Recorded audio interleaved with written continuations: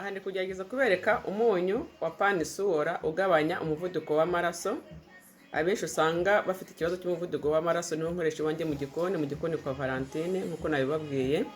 Turi gutegura igaburo rya rasanye.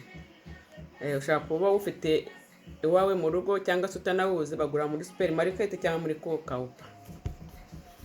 Undi wundi n'uyu nguyu nawo uri mu ikarito, ushaka kumera nk'amezi 2 uwufite, ariko uyu nguyu ushaka kubona nk'ukwezi kumwe uwufite. Uno munyu utinda, kuko ku bantu bawukenera rwose mutawuzi mwajya mumbwira nkabafasha. Nguyu afasha muri kimwe wenda mwawugeraho.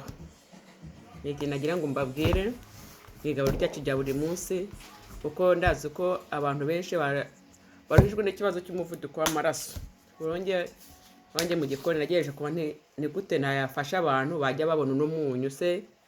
Kurya ibyo byose abantu bashaka kuba bawufite nko mu isoko runaka cyangwa muri supermarket, ariko bakaba batawuzi, kandi urafasha pe. Urafasha. Njye natangiye kujya nkurya maze kugira ikibazo cy'umuvuduko w'amaraso ugeze mu 180, hari igihe nigeze kujya muri 200, ariko byasubiye hasi, kurya urumva nta kibazo mfite. Ibyo nagira ngo mbabwire.